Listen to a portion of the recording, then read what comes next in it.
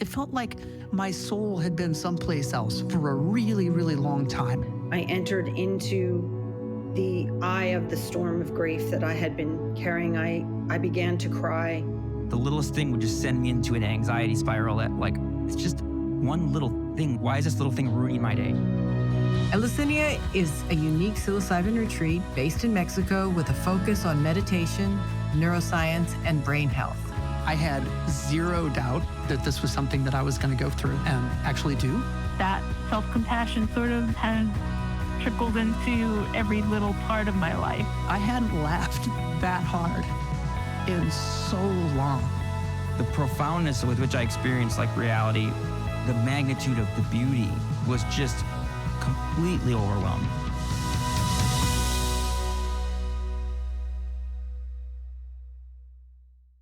Kevin, thank you so much for coming to the show. It's so nice to see you again. Can you tell us a little bit about who you are and how and why you decided to attend Eleusinia retreat? Okay, certainly. Let's see, 53, going back just a little brief rundown, really suffered probably chronic depression since 7th grade. When I hit high school, I moved out my senior year, worked 60 hours a week. I'm proud to say I graduated. Won't tell you my GPA, but I did graduate. Met my wife at 19, started a few businesses, eventually became a golf course superintendent. I went to school for that. And I was a superintendent for, I think, 17 years. So that was the bulk of my career. And over those years, we had 4 amazing sons that are now 27, 24, 19, and 17. So there's nothing better than being a father. That is a quick and short history. But our lives changed. The big life-changing event for us was in 2013. I was starting a new business as a consultant, and I had purchased a large, I don't remember, 25, 30-foot trailer that was built in Texas, and I live in California. I decided to take my son on a road trip. He was 9, and we were taking a large, I think it was a 350 truck. So it was a big truck. And we didn't make it very far. On just east of San Diego, we had a mechanical failure on the front wheel, and it caused us to basically just hook straight left. And it was, it was one of those where neither one of us should still be on Earth. I'm super grateful that my son didn't suffer any permanent injuries. I didn't fare quite as well, but when your child's with you, you're all good. There's never have I felt like, why me? Not sure if I would say that if I didn't have my son with me, but so I had to work through a lot of stuff. I was paralyzed on the left side for a time. I broke my neck, shattered my humerus, had pretty good damage to my frontal cortex of my brain. So learning how to walk again, the years and years of therapy. I think it wasn't until probably 2019 that I felt like I was as close to who I'm going to be. So it was a long road. And my wife and I were married 25 years. We went through a divorce in 2018. And you can't be married to someone for 29 years to not, love them forever. And we raised 4 amazing kids. And so anyway, one of the things that I developed after the accident was called CRPS, chronic regional pain syndrome, in my left hand. And it was one of the worst. It's an awful thing to go through. And probably 3 years, the pain was just air blowing on my hand. Felt like, I don't know how to describe it, like raining lava drops. It was crazy. So it was so bad that I actually researched amputation, thinking that I could use my hand or use the limb. It didn't take long to figure out that that's not an option. So desperation certainly makes you look at things that you probably wouldn't have looked at before. So I went through a series of ketamine treatments, which had positive results, not earth-shattering, but positive results. I kind of been, I've looked, it's kind of like the ketamine. I had started to do a little bit of research on it, and the psilocybin was another thing that I've been kind of looking at from a distance. And then probably the beginning or the end of last year, I decided that I really needed to do the research on psilocybin. First, I was looking at how do I get psilocybin, and then how can I do this myself? I hadn't even thought of a retreat. And so all these wacky websites, and you're like, do I trust this? Do I not? I think I stumbled onto retreats in Jamaica or something. So I started looking at those.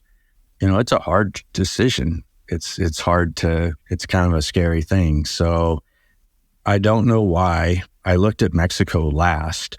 None of the other retreats really resonated with me. And so I wound up looking at some retreats in Mexico, and Eleusinia hit the most with me because there's a focus on the actual science behind it. After reading all the information, I was pretty comfortable that this was a good choice. And the next step is you fill out a little thing on the website, and then you set up a FaceTime call with Jessica, the owner. And after talking to her for not very long, it was like 100%. It was easy. Once you speak with her, like any of those reservations just kind of melted away. And so then I was excited for it. I think that was 4 months prior to the June trip. Yeah. And then there was the retreat. So it's a long journey to get there, but you made it. And then upon arrival and meeting the staff, how are you feeling? Were you still feeling like, okay, this is wonderful, I'm in 100%? Or were you starting to get a little nervous at that point? No, I was good. It was, I don't know, 4.5 hour flight. I stayed over the night before, which was a good decision. And then the bus ride was really cool. It's kind of funny now because you talk to the group. There were 10 people in our whole group, and you talk to them and stuff. But knowing them on the bus ride there compared to the bus ride back, it's polar opposite, because you can't help but get close to people when everybody's going through some pretty deep experiences the whole week. So that's kind of, there's some humor in that. So yeah, it was great, the ride there. And then you guys were all lined up, like waving us in. And so now at that point, you really were desperate to try to see if you could resolve the pain of the CRPS. But were you starting to unravel and know that more could happen? And was that on your agenda?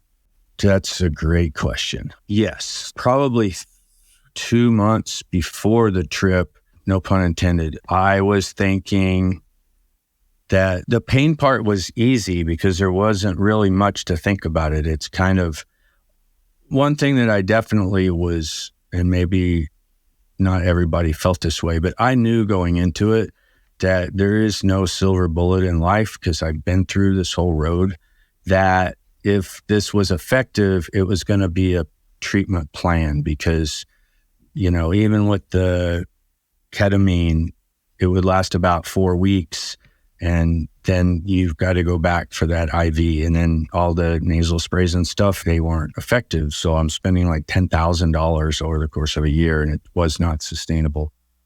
The pain part was pretty easy, but over a few months prior, I really started thinking about the mental health aspect of it, and knowing that there's some stuff that I need to deal with and process, but never know, 53 years old, and how do you even know what you need to work on? I was pretty focused on that, ironically. And so there's a lot more to process on that side than there was on the pain side, because that's kind of black or white. Yeah, I definitely was thinking on the mental health side. And had you ever tried psychedelics before? Never tried psychedelics before. Yeah, wonderful. So then we're sitting there for a ceremony, and everyone's around a circle. How was that feeling for you? Were you feeling like it was kind of cool to be a part of that traditional smoke blessing ceremony? Or were you like, oh my God, what did I get myself into? No, not at all, because my thought was a lot of the other retreats were going to be really focused on solely the deep-rooted Amazon jungle type of experience. When I spoke with Jessica and all the stuff on the website, I knew that there was a lot of science behind it, but I also could appreciate the more spiritual, ritualistic side. So no, I wasn't hesitant on that at all. Okay, so I don't know if you want to go into this or not, but I think that it's a common thing with people with chronic pain, and it might be helpful for people to relate, is that one of the commonly prescribed medications is a medication called Cymbalta. And people with chronic pain, it really, really helps. And they try to get off of it, and it's really, really difficult. So that was something that you were still taking and had to take, couldn't wean off because of controlling pain. Is that correct?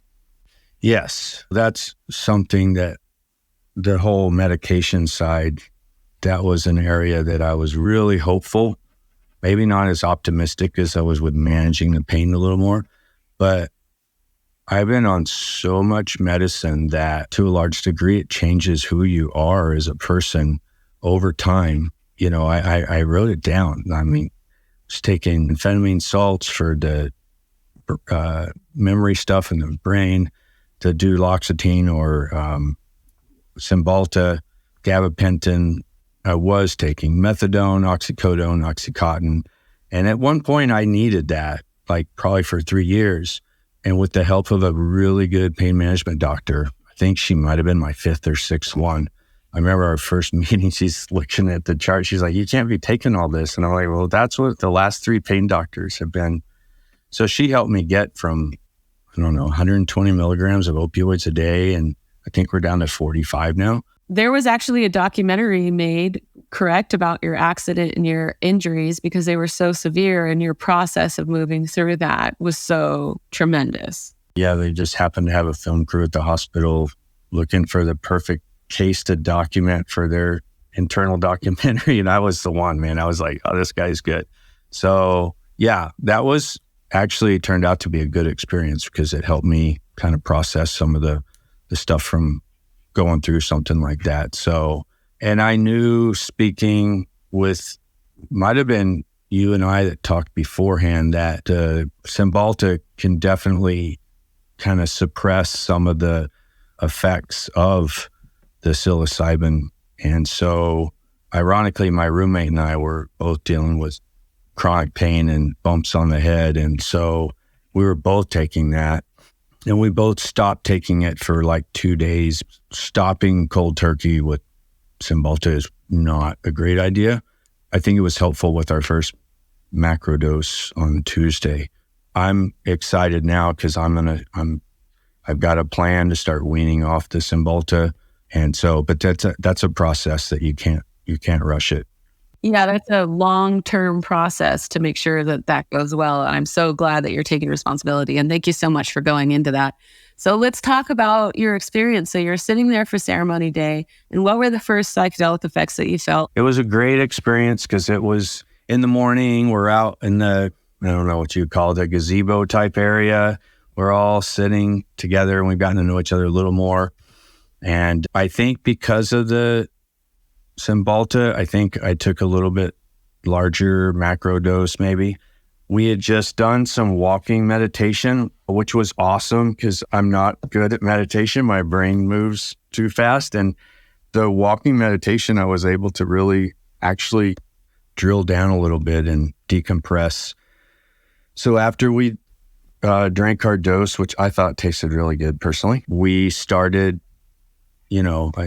people could do basically what they want. A lot of people went back to the walking meditation, which is what I did. And it didn't take very long, maybe 10 or 15 minutes.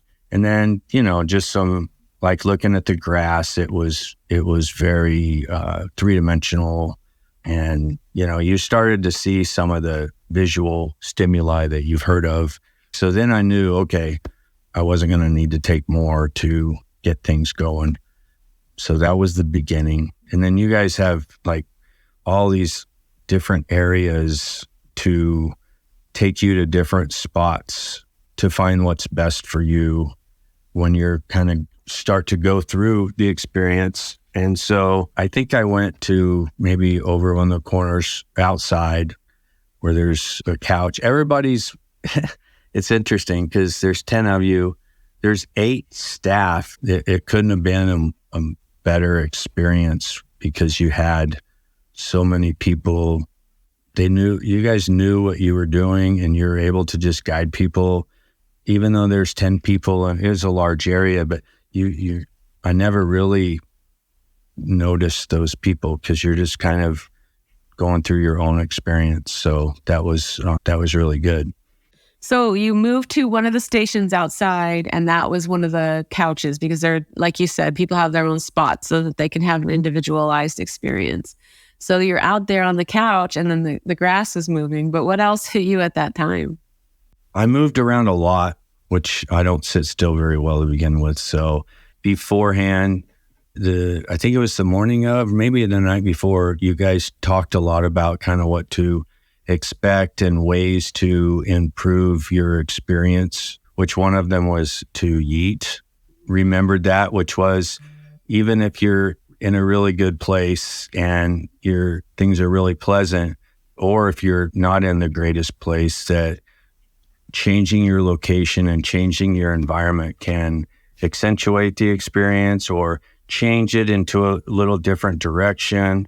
And so I did move around a lot. I was on the go, and you have a lot of music, and I'm a huge music guy. So it was great to have headphones where you could listen to music to help with that experience. And so that was really effective for me. I think I might have diminished my psychedelic experience a little bit because probably a few weeks prior, I really was thinking, okay, I really want to dig in and try to work through some internal stuff. I think I processed that so much that I really didn't fully appreciate the actual visual stimuli and those internal, external parts of it. And I really kind of dove into my inner self. That was more difficult. Another thing I appreciated was that getting away from the mindset of good trip, bad trip, and more as far as high valence, low valence, and that it really made sense to me that even if you are going down into a difficult place, that doesn't mean it's a bad trip. It just means that you're going into an area that maybe you need to look at or what have you. So that was really helpful. And you guys make it so safe. And you guys talk about having your container, your area needs to be pre-thought out, and you have to have everything right. I think that made it really difficult for you to have like a super tough time. You were hyper-focused on your inner work. So in some ways, you felt like you didn't allow the rest of the experience. But at the same time, there was a lot to uncover there. So what was happening as you were moving through that inward experience? What surfaced? A lot of this is very difficult to describe, particularly the DMT. But so for me, I was able to get through some roadblocks or obstacles that probably prevent me from seeing or allowing myself to address. These are decade-old things that, yes, your personality is your personality, but there are certainly defense mechanisms that you could misinterpret as your personality, or it's just who I am, that it's like, if you're able to push aside those mechanisms that our minds use to protect ourselves from emotional pain or what have you. So, and it was a few hours of going through some emotional journey. The interesting part is that I was able to get past a lot of that stuff to see what needs to be processed and to see what I need to recognize or address or just allow myself to say the irony is I was able to see it, but I actually wasn't able to like see what exactly it is. But I got right up to this point, and it was towards the end of my trip, and I kept saying to myself, all right, you got to start, you got to get it and start. And I was emotionally just exhausted, and I wasn't able to start that process. However, it was clear as could be that that's the next step. And I've gotten to that point where it's like, okay, I'm ready. I wasn't ready that day because there was so much emotional energy put towards just getting there that I think it was Jay that said, doing it's like climbing Mount Everest. I'd already climbed Mount Everest, and it wasn't beneficial to try to climb another Mount Everest in one day. So just uncovering where to begin was a huge step. That's well said. Yes. You've got to get to the starting point. Right. And so then how was your pain? The big question is, how was your CRPS at that point? The pain was better that day. It was back the next day. But once again, speaking with Jessica and my past experiences, it's going to be, we talked about a protocol, after that week where it's going to take some weeks to break that pain cycle, so to speak. Jessica went through the same thing with her headaches. So no dissatisfaction with where that's going. I just know that it's going to be a process. So would you say that your experience was so intense in the deep dive that you did that it wouldn't have really mattered whether you had your CRPS pain or not, because you were in a whole different realm of experiencing this reality of being on a macrodose of psilocybin? Yeah, I mean, that's the irony of it. When you go into something for one reason and then how you can quickly realize that there's actually a larger purpose that you might not have been willing to admit. So there's definitely benefits of the experience. Yeah, and it is interesting, like you said, that your roommate was kind of in the same situation that brought this wonderful camaraderie that your group had, and you brought just such a wonderful sense of humor. So I'd like to ask you, Kevin, did you feel afterwards that sense of vulnerability of being blown open? And how was that? How did you feel? Supported, or was it hard after your experiences there as you were integrating? You can break it into two halves because there's 8 of you guys that are there to protect us and to give us some tools to work through the process and not be afraid of the experiences you go through. The other side is the other 9 people that are there for the same reasons, albeit different, but they're the same. Everybody's seeking or searching out something that they need to address. Through a lot of the group work, we spent quite a bit of time together as a group, and it really made the experience a lot better, and it kind of made everything come full circle. And you build closer relationships with some people. I've stayed in communication. The app and the resources that you guys have made available post-trip, I've been taking advantage of. And it's very feasible to build a few relationships that could quite possibly be lifelong lasting. That's the right word. That's a big positive.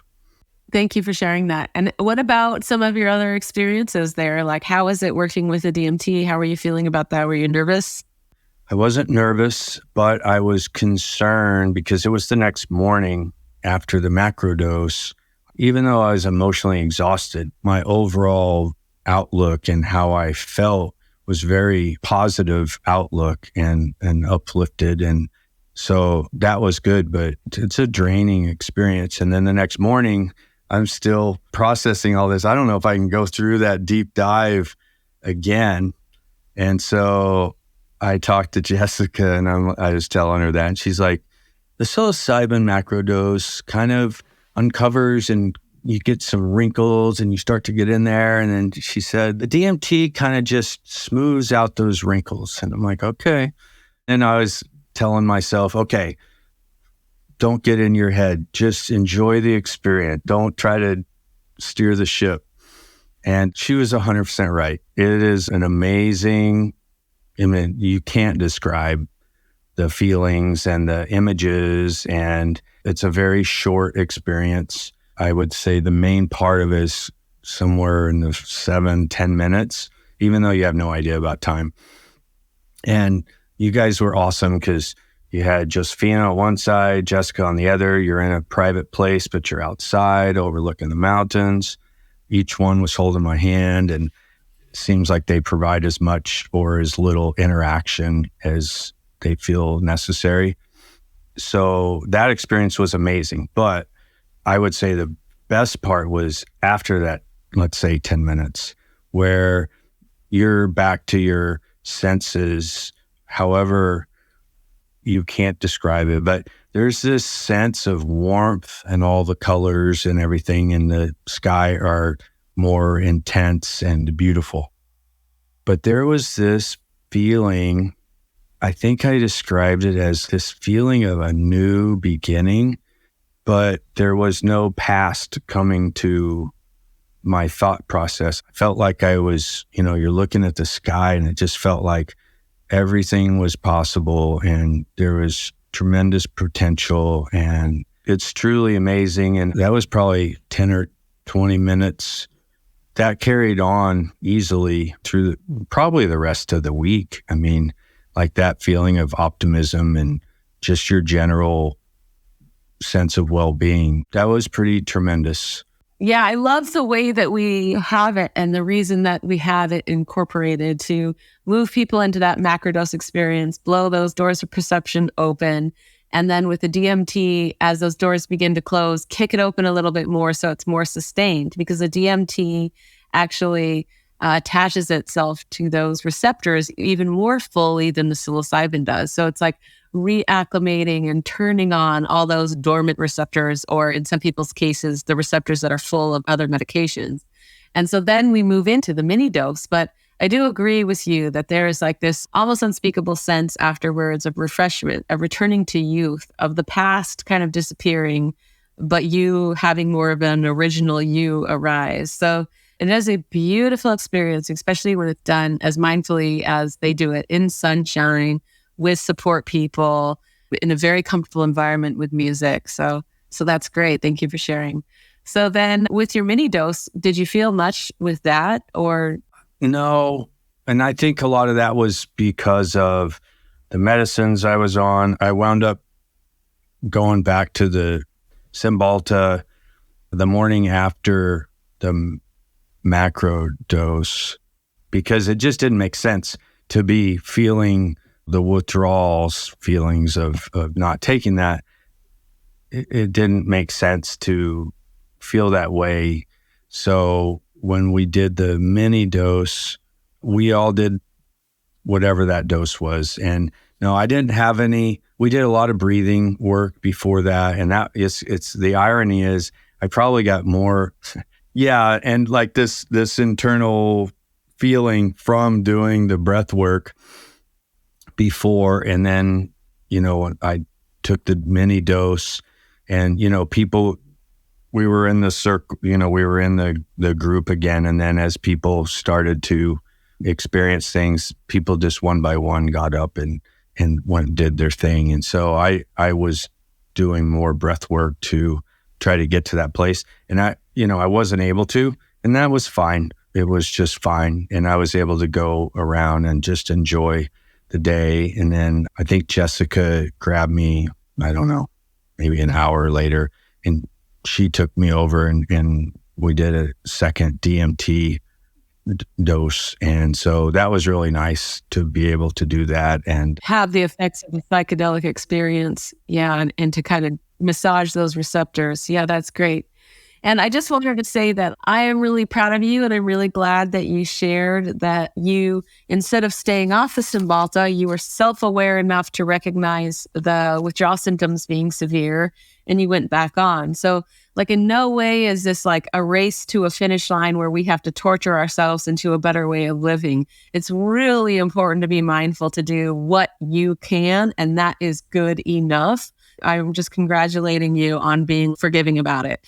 And I really loved talking with you because you do have a good set of medical providers in your team right now. And they recommended to you a really good protocol because all the psych meds have a different way of weaning down. But can you remind me what your provider said about how don't go down more than how many grams per month to wean off? With the opioids, my pain management doctor, she took over a year to get me down to a reasonable level. And so I had no withdrawal symptoms from the opioids, which is kind of unheard of. So with the Cymbalta or duloxetine, a similar approach was put together. It was not to go down more than 10 milligrams per month. And so it's a long, slow process, but you have to get past that. Trying to get it off of it as fast as you can typically will put you in a position that you wind up getting back on it. So you know that the turtle's going to win the race. I'm really glad that you said that. Now, of course, we're not recommending anybody to wean off Cymbalta with that direct protocol. Talk to your doctor. What I'm saying is it's wonderful when we have mindfully aware doctors that can help you support that transition if that's what you're looking for. Because for you, the goal is to weaving in your psilocybin dosing, getting your receptors available enough for you to have the positive effects so that we can have a change in the CRPS. Is there an exact protocol for that? No. Our program is really based on an empowerment model, meaning like, how are you going to find your way with your home support physicians into doing this in a way that works? I'm really happy that we got to share that, and people just have so many side effects that are unlisted and so painful and so hard when they try to do this so quickly. So it was good to go into. Right. And the other thing too is I think approaching it when you're taking none, that's success. And if you can't get to zero, that's a failure. I've learned that, like, I still have to take opioids, but I take a third of what I used to. That's success. And so if I'm not able to completely stop taking Cymbalta, I'm okay with that. But let's get down as low as it makes sense. Yeah, and that's really the name of the game in like every direction. Kindness and gentleness with your approach and mindset about meds also comes and gets carried over to your kindness and gentleness about the emotional work that may come up with about how you're feeling afterwards. We have to get away from this idea of judging ourselves as you're so broken, you're so mentally ill. And we start to move over to this, I'm going to give myself this day. If I want to watch movies and eat popcorn, then that's okay, that I'm just doing just fine. So like when we can start to shift that mindset, the self-care becomes a natural thing instead of moving away from, you have to do this. It's like you're whipping yourself on your back. You have to go get exercise. And there's so many people out there that are just suffering because there's absolutely no gentleness and compassion. And that's my favorite thing about psilocybin, is that learning that gentleness and compassion for yourself then bleeds over to all those in your life. So how are you feeling now? Like, what's going on at home? Are you feeling some residual effects? Or are you feeling like you just have to reintegrate and it's a little challenging? No, I definitely feel continued positive, just more positive mental outlook as far as the day. I have not been taking the amphetamine salt since the trip and since the journey. And that's been great because there's side effects with everything. I think probably the main difference I see is the tendency to let my brain get spinning when I get deep into something at work or what have you, where the intensity is up. I feel like everything stays relatively calm. So that's probably the thing that I notice on a daily basis. So it's been unexpected that you would have that much of an impact. I'm so happy to hear about your journey and you embracing it as a slow one that is based on how you're feeling. And it really takes me back to your original story of that accident and how long it took you. I mean, it must have been tremendous patience to put yourself in that position and know that you were going to have to relearn to walk. Like, I can't imagine the struggles of wanting it to go faster than it was and have lost who you were before so suddenly. Yeah, there aren't many things that there is some irony, because like 2 years prior, I was on the golf course. It was morning and the sun was out, and I was just thinking to myself, man, our family's so blessed. We really haven't gone through somebody in the family had cancer or something like really traumatic. And then like 2 years later, it's like, okay, here you go, try this. But it changed everything. It changed my boys' lives forever. When one person goes through a big trauma, everybody in the immediate family, they go through a big trauma too. It's just a different trauma. So yeah, it's been a journey, and I'm excited to, let me go back a little bit. One thing that I really didn't expect from the retreat was to be given the tools to continue this protocol, I suppose, after getting back home, to be given some of the tools and the resources to grow or do what you need to do to continue. Because for me, it's definitely a maintenance. So I didn't anticipate that being a part of it. And I'm super, super excited for that. Wonderful. Thank you so much for sharing, Kevin, your whole story and your process. And please stay in touch with how it's going. And you can reach me via the Mighty Network. So keep me posted, keep me in the loop. Oh, I appreciate it. It's nice to see you again. It's nice to see you. Okay, well, thank you. All right. Thank you. Bye-bye. Thank you all so much for listening. You can find all the information that you need to learn everything about this retreat on EleusiniaRetreat.com. We are a retreat that offers ongoing integration support, breathwork classes, and cultivation support after you have attended this retreat. It's an amazing experience that's one of its kind. If you're looking for a science-based retreat, something out of the box, something to change your life, something to add to your practice, this is where you really need to start. EleusiniaRetreat.com.